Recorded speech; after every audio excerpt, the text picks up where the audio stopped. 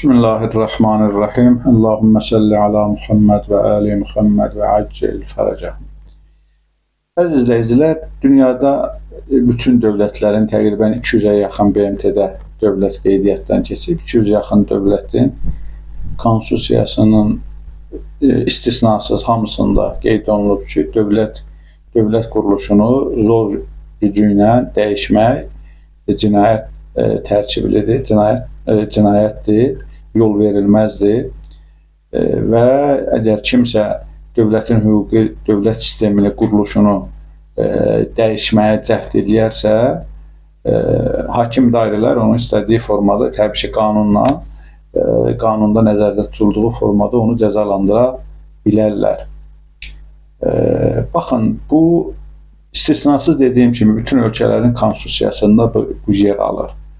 Bu deməkdir ki, əgər xalq belə qərar versə ki, belə razılaşsa ki, məsəl üçün, hər hansı bir ölkə onun quruluşu demokratik quruluşdur, liberaldır və yaxud da sosializmə əsaslanır və yaxud da dini qaydalara əsaslanır, o dövlət quruluşundan asılı olmayaraq hər bir dövlət öz konstitusiyasında onu qeyd edibsə, kimsə durub onu zorla silah gücünə və yaxud da xarici müdaxilələr nəticəsində onu dəyişdirə bilməzlər.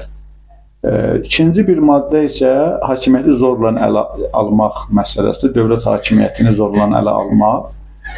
Bu maddə də böyük əksəriyyətə tanışdır. Ona görə tanışdır ki, Azərbaycanda deməli, siyasi məhbusların əksəriyyəti məhz bu maddə ilə ittiham olunurlar. Azərbaycan hakimiyyəti insanları bu maddə ilə ittiham edir ki, siz dövlət hakimiyyətinin dəyişdirilməsi ilə bağlı deməli, dəstə toplayırsınız, qrup hazırlayırsınız və yaxud da fəaliyyət göstərirsiniz və s. və ilə axır. Bu iki maddə bu günləri açıq şəkildə dünyanın gözü qarşısında pozulur və daha doğrusu pozulur yox, dünya özü pozulur. O insanlar ki, o güclər ki, o qüvvətlər ki, qüdrətlər ki, bu maddələrin əsasən demokratiyanın təməl prinsipləri hesab edirlər, onların gözü qarşısında bu maddələr pozulur. Bunlara biz əlavə etsək, bu deməli bir neçə gün bundan əvvəl Amerika Birləşmiş Ştatlarının Venezuelanın rəsmi deməli hüquqi prezidentini yatdığı yerdən uğurlayıb Amerikaya aparıb orada müxtəlif maddələrlə ittiham edərək məhkəmə qarşısına çıxartma məsələsi, bu böyük bir beynəlxalq hüququn pozulması idi. Biz gözlədik ki, bu məsələyə bəlkə deməli, hər hansı bir hüquq adından danışan dövlətlər bu məsələyə münasibət bildirərlər və Amerika Birləşmiş Ştatlarının və şəxsən Donald Trump'ın bu cinayət və quldur davranışını tənqid edərlər, heç olmasa. Amma biz bunun əksini gördük. Gördük ki, böyük əksəriyyət Donald Trump'ın bu cür quldur və əxlaqsız davranışına haqq qazandırırlar, onu hüquqi dəyərləndirirlər və s. İndi isə biz gördük, İranla bağlı, o əvvəl dediyim 2 dənə maddə İranla bağlı pozulur. Əvvəla İranın referendum keçirilib 1979-cu ilin aprel ayında referendum keçirilib. O zaman referendumun sualı İslam Cumhuriyyəti ya dünyəvi dövlət, bu sual qoyulmuşdur. Və cəmiyyətin böyük əksəriyyəti, yəni İran xalqı o zaman İslam Cumhuriyyətini seçdi və İslam dövləti, İran İslam Respublikası quruldu. Konstitusiyasında da bu öz əksini tapır. Bu qanunun dəyişdirilməsi yenə də referendum yolu ilə olmalıdır və İran xalqına müraciət olunmalıdır. Dövlət quruluşu dəyişdirilsin, hansı forma olsun, onlara o qərar verir. Hələ mən bu məsələlərdə xalqların öz müqəddiratlarını deməli həll etmə hüquqlarının qorunmasını da əlavə etsəm, onda məsələnin rəngi tamam dəyişir. Bəli, ondan sonra deməli xalqın elə seçdiyi deməli konstitusiyon quruluş, xalqın səs verdiyi quruluşdur. Xalqın seçdiyi idarə etmə qaydalarıdır, idarə etmə üsuludur. Prezidenti, yeri gələndə prezidenti, dini lideri, indi çoxları elə başa düşürlər ki, elə bilirlər ki, dini lider göydən düşmə gəlir düşür. Orada dini lideri də deməli mən bunu məlumat üçün deyim, o cahil insanlar bilirəm onların oxumağa, araşdırmağa həvəsləri yoxdur, ancaq ağızlarına gələni boş-boş böhtan, yalan danışmaqla məşğuldurlar. Onlara mən bildirim ki, İran İslam Respublikasında ali dini lider öz başına seçilmir. Onu orada xibrəqan, mütəxəssislər, tərcümədə belə deyilir, mütəxəssislər məclisi var. O mütəxəssislər məclisinə, məclisi xibrəqana üzv olmaq üçün onu insanlar, cəmaət seçir ora. Milli Məclislə eyni, orada parlament seçisi ilə xibrəqan seçiciləri eyni keçirilir, amma orada 2 dəfədən bir olur. Milli Məclisdə orada parlament seçiciləri 4 ildən bir olur, xibrəqan seçiciləri 8 ildən bir olur. Və ona görə də o xibrəqan üzvləri orada alimlər, deməli həm də mütəxəssislər, alimlər məclisidir və həmən o xibrəqan məclisi ali dini lideri seçir və eyni zamanda onun fəaliyyətinə nəzarət edir. Onların funksiyası ondan ibarətdir. Yəni, İran İslam Respublikasında kimsə göydən gəlib düşüb orada hakimiyyəti ələ keçirtmir. Hamısı xalqın iradəsindən asılıdır. Və biz bu gün də görürük ki, İran İslam Respublikasında xalq hakimiyyət birliyi dünya hegemonçularının, dünya imperializminin qarşısında necə də dirənişlə, təqvə ilə, imanla öz hökumətlərini qoruyurlar. Öz hökumətləri də, İran hökuməti də, İran hakimiyyəti də xalqına xidmət edir. Bax, bu vəhdət bütün dünyanın deməli, müqavimətini sındıran əsas vəhdət məhz xalq hakimiyyət birliyidir.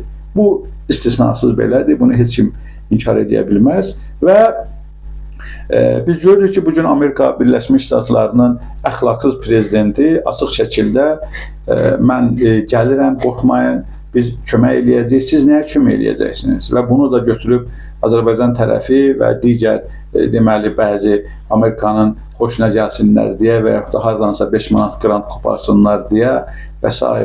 Bu cür mənasız, boş səbəblərə görə bunu belə təhlükəli formada izah eləyirlər və İran hakimiyyətinin biri deyir, İran hakimiyyəti ilə qaçıb gizlənib, qoyub qaçıb və s. Buna da toxunacaq bu məsələyə də. Amma əvvəlcə mən sizə hüquqi prosedurunu izah edeyim və Amerika Birləşmiş Ştatlarının elə özü təyin elədiyi hüquq və azadlıqları necə pozur məsələsinə toxunum. Sonra orada o bəzi məsələlərə də mən deməli, toxunmaq istəyirəm. Bəli, biz görürük ki, əlbəttə Amerika Birləşmiş Ştatları İrana gəlir, mən köməyə gəlirəm. Belə Amerika Birləşmiş Ştatları 47 ildir eyni bəyanatları səsləndirir. Mən gəlirəm, mən İranı dağıdacam, İranda rejim pozacam, İranda rejimi mən məhv eləyəcəm. Yaxşı, niyə? İran xalqı özü öz hakimiyyətini deməli seçib, öz idarə etmə üsulunu qəbul edib və bu Cumhuriyyə İslamdır, İslam Cumhuriyyətidir. Prezidentini seçir, orada demokratik fikirlər, insanlar istədikləri formada yaşayırlar, insanlar deməli öz azad iradələri ilə səs verirlər və başqa ölkələrdə mən inanmıram ki, ikinci belə bir ölkə var. İrandakı demokratik dəyərlər, seçkiyə hörmət və s. bu məsələlər inanmıram hər hansı bir başqa ölkələrdə müşahidə olunsun. Avropada yaşayıram və burada da seçki ilə bağlı bəzi məsələlər aydın olanda, görəndə məlum olur ki, əslində bəli, həqiqətən elə həqiqi seçim İrandadır. Niyə? Ona görə ki, İran İslam Respublikası öz varidatını Amerikanın ixtiyarına qoymur. Amerikanın maraqları İranın ərazisində qoruna bilməz. İranın ərazisində ancaq İranın dövlət maraqları və xalqın maraqları üstün tutulur.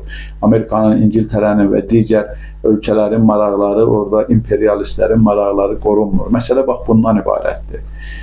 Çox təəssüflər olsun ki, Azərbaycan kimi ölkələrdə, Azərbaycanda vəziyyət məlumdur. Hər sahədə biz bilirik ölkədə vəziyyət necədir. Deməli, Azərbaycan ölkəsində politoloqluq eləyən şəxslərin ümumiyyətlə İran haqqında mövqe bildirmələri gülüncdür. həyası olan adam ki, baxmayaraq Azər Həsrətlər, Pənah Hüseynlər, ondan sonra Fazıl Mustafalar və s. Bunlar ümumiyyətlə həyadan bixəbərdirlər, həyadan uzaqdırlar ki, ona görə ki, bir fikirləri deyirlər, 2 gündən sonra fərqli fikirlər deyirlər və yalanı elə həyasızcasına yalan danışırlar ki, bugün mən görürəm ki, Azər Həsrət elə həyasızca yalan danışır ki, deyir ki, İranda bəs süni intellektlə deməli, güya hökumət aksiyaları, hökuməti müdafiə edən aksiyalar süni intellektlə düzəlib, o qədər insan ora çıxa bilməz, orada heç kimi müdafiə eləmirlər və anlamır ki, sonra orada bayraq məsələsi, deməli, hökuməti dəstəkləyən aksiyalarda uzun bayraq çıxarılıb və açıq həyasız şəkildə deyir ki, bu boyda bayraq olar. Amma özü unudub ki, necə olur Azərbaycanda sərhəd qoşunları bir neçə il bundan əvvəl 5100 metr, yəni 5 kilometr 100 metr uzunluğunda bir dənə bayraq hazırlanmışdı, çıxdı bunu belə deyək də başqa formada göstərdi, parçadan ibarət bayraq, ay ölkəmiz belədir, elədir, vətənpərvərdir. Ancaq elə bu bayraq mövzusu Azərbaycana məxsusdur da, bilirsiniz, Ginnesin rekordlar kitabına da ən hündür bayraq kimi, səhv eləmirəmsə Azərbaycan düşüb o kitaba. Yəni ən hündür bayraq, ən uzun bayraq məhz Azərbaycanda olmalıdır. İran bir böyük bayraqla əgər hökuməti müdafiə eləməyə çıxırsa, bunlar bu bayraq mövzusunda bu monopoliyadır da. Bunlar Azərbaycan özü ölkə başdan başa monopoliyada olduğu üçün yavaş-yavaş bu monopolik vəziyyət kənara da sıçrayır. Ona görə də kimsə bayraqla çıxırsa qəbul edilmir. Necə oldu? Yəni İranın belə deyək də bayraq çıxanda bu süni intellektlə olur, İran hakimiyyətini müdafiə edən insanlar süni intellektlə olur və qarşı tərəf təbii olur, real olur. Mən bu gün elə bu dəqiqələrdə canlı yayımdan izləyirdim. İran parlamentinin rəhbərinin çıxışı minlərlə, bəlkə də 100 minlərlə deməli insan qarşısında çıxış eləyir. Onların da bir şüar var. Ölüm olsun Amerika, ölüm olsun İsrailə və yaşasın İran İslam Cumhuriyyəti ilə Beykə ya Xamneyi deyirlər. Yəni Xamneyi biz səninləyik şüarı səsləndirirlər. Bu necə süni ola bilər? Canlı yayımda biz bunu yəni tirajlanır. Əziz izləyicilər, deməli mənim sizə demək istədiyim bir mövzu da var. İranda öldürülən insanların, yəni ölən insanların sayı ilə bağlı çox manipulativ bir rəqəmlər səsləndirirlər. Bu günlər bax, açın özünüz Azərbaycanda bütün televiziyalar, YouTube kanalları, saytlar, bunlar hamısı biz illərdir deyirik ki, bunlar hamısı bir əldə cəmlənib, yəni mason qruplaşmasına tabe olmayan hər hansı bir jurnalist heç bir halda Azərbaycan mediasına təmsil oluna bilməz. Ya o sıxışdırılıb uzaqlaşdırılacaq, ya səsi kəsiləcək, ya sürgünə göndəriləcək və yaxud da həbs olunacaq və yaxud da öldürüləcək. Bu məlum məsələdir. Biz bu haqda kifayət qədər faktlarla bu mövzunu ortaya qoymuşuq. Amma biz bugün gördük ki, Azərbaycanda bunu elə bir formada biri deyir 5.000, biri deyir 2.000, biri deyir 20.000, biri deyir 30.000 və s. Deməli, rəqəmlər səsləndirirlər ki, güya İranda bu qədər insan öldürülüb və bunu hökumət öldürüb. Əslində bir dənə mən paralellik aparmaq istəyirəm. Konstitusiyanı dedim, bütün ölkələrdə eynidir və orada eyni zamanda belə bir maddədə mövcuddur ki, yəni bu da istisnasız bütün ölkələrin maddələri, konstitusiyalarında var. Əgər kimsə zorla, silah gücü ilə hökumətin, dövlətin hökumət strukturunu deməli, ələ keçirməyə cəhd eləyirsə, orada idarəçilik strukturunu dəyişməyə cəhd eləyirsə və bunu silahlı silah yolu ilə, silahlı qiyam yolu ilə həyata keçirirsə və hökumətin əsas vəzifələrindən biridir ki, qiyamı yatızdırmalıdır. Burada ölüm hadisəsi də baş verə bilər. İndi sual yarana bilir ki, biz Azərbaycanda qıraq yerinə müqayisə aparmırıq. Məsələn, biz bunu görmüşük Amerikada, üsyançılara qarşı qəddarlıq. Biz bunu görmüşük Fransada, biz bunu görmüşük elə Almaniyanın özündə. İnkişaf eləmiş ölkələrdən əgər danışırıqsa. Biz bunu görmüşük. Mən bunları deməli müqayisə elə bilirəm. Azərbaycanla müqayisə eləyəndə biz görürük. Mən xatırladıram sizə 93-cü ilin mart ayından Rövşən Cavadov qiyamını. Rövşən Cavadov qiyamında nə qədər insanlar o hadisədə düzdür. Biz hesab edirik ki, həmən hadisə Heydər Əliyevin qurduğu bir oyun idi. Rövşən Cavadovu sıradan çıxartmaq üçün. Çünki Rövşən Cavadov Heydər Əliyev üçün bir təhlükə kimi görünürdü gələcəkdə. Orada həmən hadisələrdə nə qədər insan öldürüldü və ondan sonraki dövrlərdə amonlarla bağlı ölkədə hansı proses başladı və nə qədər amon həbs olundu, ömürlük həbs verildi, hətta bəziləri bu yaxınlarda bir neçə il bundan əvvəl azadlığa buraxıldılar. Bütün ümumiyyətlə amon adında nə var idisə Azərbaycanda hamısı dağıldı, məhv olundu, öldürüldü. Necə olar ki, sən Heydər Əliyevin, lap elə məntiqlə Heydər Əliyevin hakimiyyətinə qarşı çıxan insanlar öldürülürsə, onlar haqq eləyirlər. Amma bugün İran İslam Respublikasında ixtişaş törədən, muzdur olan, xarici Trump'ın deməli vədəsinə aldanıb ölkədə silahlı üsyan əl atan və yaxud da insanları öldürən, orada elə eyni zamanda o ölənlərdən də biri orada görürsünüz, medsestra, gənc bir medsestra, tibbatçısı, sonra günahsız insanlar da onlar da ixtişaşçılar tərəfindən öldürüldülər. Bəs onları nə demirsiniz? Sual bundan ibarətdir. Necə ola bilər? Deməli, Azərbaycanda belə hallar baş verəndə o haqlı olur, amma İranda hələ fərz eləyək, bir nəfər də ölüb, hələ bir rəqəmlə işimiz yoxdur. Mənim üçün, mənim görə 10.000-də ölürsə, bir nəfər ölürsə, insan içkisidir, haqsızlıq da haqlıdır. Bunlar, biz bu cür yanaşmalıyıq məsələyə. Ondan sonraki dövrlərdə 2003-cü ildə, 2002-ci ildə Nardalanda, 2003-cü ildə yenə də deməli məlum meydan məsələləri var. Ondan sonraki Nardalan hadisələri var və s. Yəni Azərbaycanın elə özündə də Quba hadisələri var, İsmailli hadisələri var, Lənkəran Sarı qəsəbəsi var orada. Deməli ili yadımdan çıxdı, 2009-2008-ci illər idi.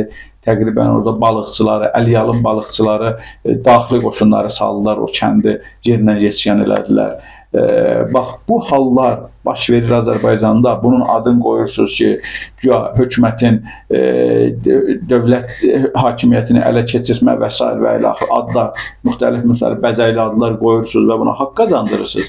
Amma İranda 2 dənə ixtişaşçının ölməsi ki, hansı ki, bugün faktlarla, sübutlarla təsdiq olunur ki, bu insanlar Amerika və İsrail tərəfindən təlimatlar alıblar, silahla ölkəyə gəliblər və orada müxtəlif işlər görüblər və cinayət törədiblər, insanları öldürüblər və s. Bu cür insanların ölümünə haykü salırsınız ki, bəs nə oldu? İran rejimi deməli kimlərisə öldürdü. Bəs nə görə demirsiniz Azərbaycan rejimi kimlərisə öldürdü? Əgər desəniz, bunu etiraf etsəniz, orada baş verənləri də deyirik ki, burada da deyir, orada da deyir. Bunların düşüncəsi budur. İndi hansı haqlıdır, hansı haqsızdır öz yerində. Baxın, bu məsələlər ciddi mövzulardır, ciddi məsələlərdir. Heç olmasa bu cür hallarda biraz xalq gərək oyaq olsun. Onsuz da biz bilirik ki, İran xalqı bəsirətli xalqdır, imanlı, təqvalı xalqdır. Azərbaycanda və digər xaricdə bu cür media propagandası ilə İran xalqının əzmini qırmaq olmaz. İran xalqı öz hakimiyyətini dediyim kimi müdafiə eləyir və s. Əsas suallardan da biri budur ki, əsasən bugün bizi düşündürən suallardan biri budur ki, İranda hər hansı bir müharibə deməli aktivdir. Bu mövzu ümumiyyətlə aktivləşə bilər, yox, əlbəttə ki, aktivləşə bilər. Mən əslində bu çıxışımın əvvəlində buna işarə elədim. Haqla batilin savaşıdır. Bu haqla batilin savaşında bütün variantlar deməli test edilir. Biz görürük keçən il iyul ayında, 25-ci ilin iyul ayında silahlı basqın oldu. İran ağzının üstünə vurdu, Amerikanı və İsraili geri otuzdurdu. Sonra müxtəlif variantlardan ixtişaşlar törətdilər. İndi növbəti addım isə yenə də deməli odlu müharibə. İndi bu kiber müharibədir, amma biz yaxın günlərdə odlu müharibəni də müşahidə edə bilərik, görə bilərik. Artıq bu mövzuda deməli çox aktual bir mövzudur. Yaxın günlərdə İran, İsrail, Amerika arasında böyük bir müharibənin, hətta nəinki İran, İsrail, Amerika, mən düşünürəm ki, bu günlərdə İran Türkiyəyə qarşı bir bəyanat səsləndirdi. Bu məsələlərin içində Türkiyənin olması da mümkündür. Hətta Azərbaycanın da olması deməli mümkündür. Bu mövzuda, bu məsələdə deməli Azərbaycan, Türkiyə və ümumiyyətlə İranın qonşuları ilə bağlı bu günə qədər apardıqları, Amerikanın apardığı siyasət və hazırlıqlar məhz İrana qarşı bütün ayının 1000 oyunu olsa bir armudun üstündədir. Həmən mövzudur. Qərbin və dünyanın şər qüvvələri əslində hamısı birləşib İran üzərində. Nəticə isə əlbəttə ki, məlumdur nəticə. Bütün hallarda nəticə möminlərindir. Bütün hallarda Allah özü vəd verib ki, Allah qoşunu qalibdir. Bütün hallarda şəhid olsalar da qalibdirlər, qalsalar düşməni cəhənnəmə vasil etsələr də yenə də qalibdirlər. Burada həyəcanlı, qorxacaq heç bir şey yoxdur. Və biz də Allah qismət eləsin, biz də haqq ordusunun yanında olaq. İnşallah küfrün ələmi tezliklə sərnişin olacaq. Ən azı İmam-ı Zamanın zuhuru, İmam-ı Zamanın gəlişi Allahın vədəsini mütləq gerçəkləşdirəcək. Bu bizim inancımızdır, bu bizim düşüncəmizdir. Allahdan və Qurandan, Peyğəmbərdən aldığımız inancdır ki, və bunun reallaşmasıyla bağlı heç bir şübhəmiz yoxdur. Amerikanın səsinin yoğunluğundan qorxmaq isə ancaq qorxaqların işidir. Biz Amerika və deməli bu kimi onun tərəfdarlarından, səsinin yoğunluğundan, silahının çoxluğundan, pulunun çoxluğundan və s. heç bir zaman deməli qorxmuruq. Çünki Allah özü Quranda buyurur ki, möminsənsə sən qorxma, qəmgin olma, sənin məqamın ən ucadır. Ona görə ki, ancaq deməli imanı zəif olanlar, fərqi yoxdur harda olursa, imanı zəif olanlar bu cür məsələlərdə qorxub qəmgin olarlar. Əlbəttə ki, müharibə mən elə düşünürəm ki, qaçılmazdır. Qalibiyyət isə mütləq və mütləq haqlandır və hesab edirəm ki, bugün haqq Seyyid Xamenei Həzrətlərinin rəhbərlik elədiyi ordudadır. Seyyid Xameneinin rəhbərlik elədiyi ölkə haqdır və dünya şərlərinin qarşısında dayanan yeganə qaladır. Ümid edirəm ki, Allah Teala tezliklə bu qalibiyyəti həqiqi möminlərə yaşadacaq. Vəssalamu aleykum və rəhmətullahi və bərəkatuhu.